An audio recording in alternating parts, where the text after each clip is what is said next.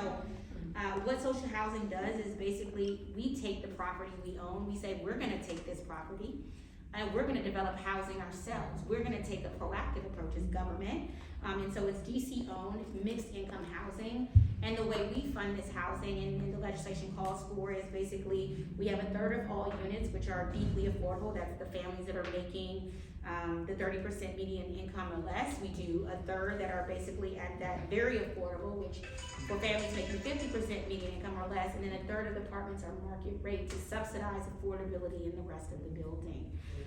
And so we had over 154 people show up last week, thank you to Empower DC, in testimony saying we need this, we want this, we have to do this. And in addition to the social housing components of it, it also has green housing and sustainability aspects to it that are just as important.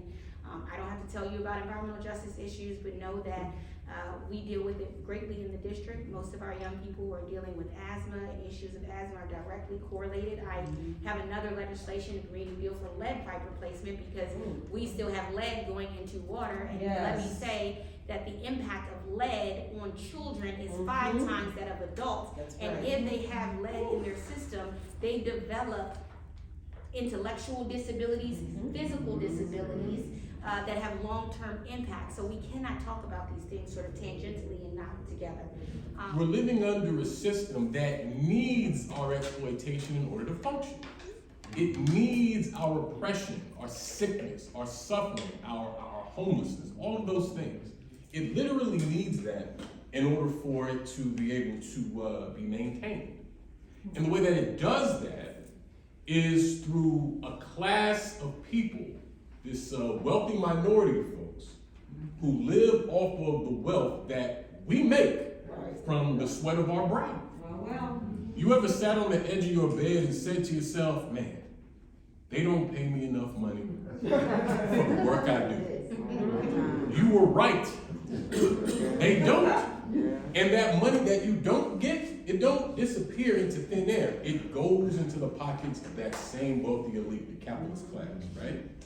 And so that wealthy elite, they have their whims carried out through this class of politicians and elected leaders who swear their allegiance to capital. Now they tell you and me that they're for us. And when it comes to election time, they tell you about all these things they're going to do. But ultimately, their allegiance and their class interests don't align with that of poor, working, and oppressed people. This is why we see what we see. Housing, as it's currently constructed in DC and in this country under this system, and it's going to sound strange, but it's true, housing doesn't exist to house people. So in DC right now, the median, the average 2-bedroom apartment, you have to make $130,000 to only pay 30% of your income in rent. So that is the problem, is that we don't have affordable units available to anybody. To touch on what Dominic and Reverend Hagler talked about earlier, I think that it's important when we're talking about why social housing is a solution to build affordable rental housing. I think it's instructive to take a step back and think about and understand how this housing is being financed right now, how rental housing is being produced right now. And what I became very interested in representing tenant associations and seeing how these development deals are put together and suing developers and seeing who the investors were in these projects is the understanding that, like I said, Reverend Hagler talked about this earlier, this is not local money. So I just wrote a couple numbers down. The value of global real estate right now is $326 trillion. That is 4 times the gross domestic product of the world put together. So 4 times, which is unbelievable to sort of get your head around. But what we have is all this international capital, sovereign wealth funds, hedge funds, private equity, they're pooling money together and they're buying up real estate. And to the councilwoman's point, what they're doing with that real estate is they're trying to maximize their profit. So they're building things, luxury apartments, to maximize that profit. This housing, when all these different investors get involved in it, it becomes financialized. And when something becomes financialized, we start losing grips with reality. So what is built has absolutely no rational relationship to what's actually needed on the ground.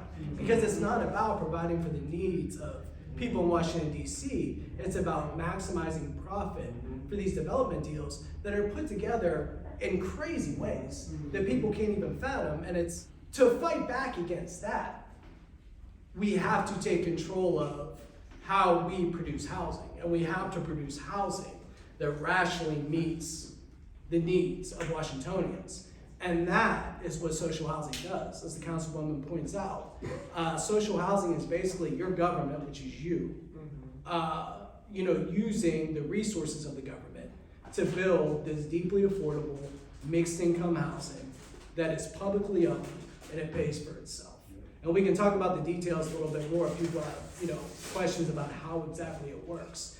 But it's the only way to rein in what is happening right now.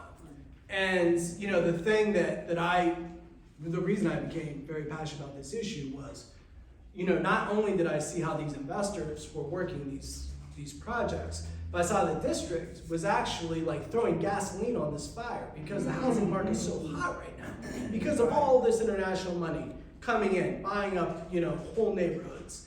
And I saw the District of Columbia, as the councilwoman pointed out, they were, subsidizing this already exploding market.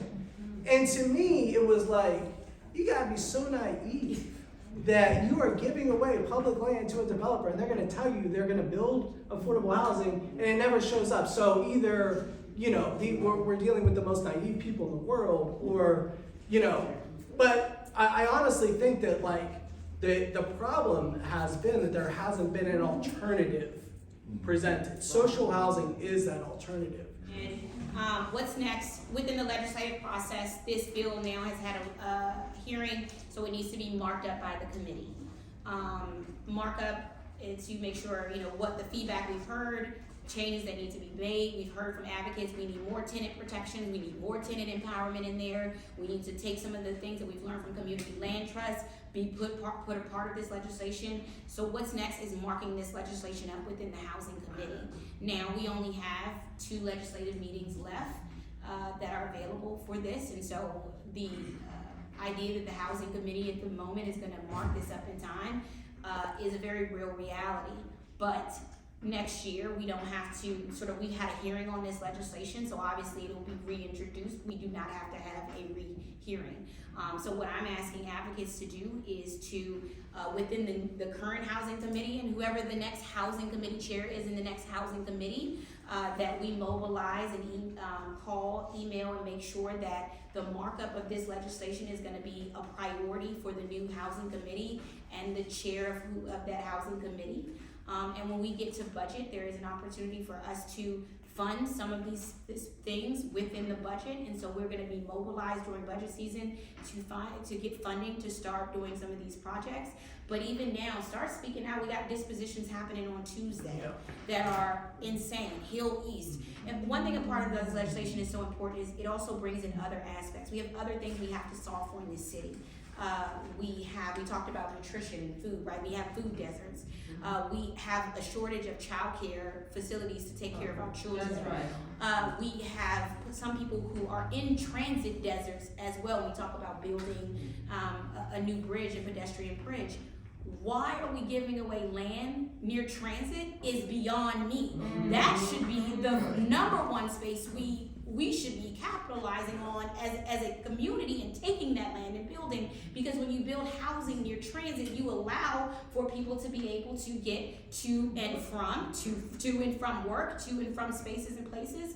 But also, you also have the ability, when we create our own social housing, underneath housing, what do they put in there? Retail, Starbucks, Orange Theory, and pizza. Why not grocery, right? Why not food and grocery? Why not child care facility? So there's opportunities within social housing to also treat other symptoms of problems that we're having in our community. So when these land dispositions come up, you should also be making your voices heard. No, I don't want to see Hill East Soto for $1. I want government to take it. We have opportunities happening now, even in Chevy Chase, where they're trying to dispose of, you know, the community center land space, and the community is like, no, this community center should be used, this library should be used, and housing should be built on top of it. So we need people sounding the alarm when these dispositions are coming, and communities saying, this isn't the land we want disposed, this is the land we want utilized by government. So that's things that people can do in the near future as well to push this forward and make it happen.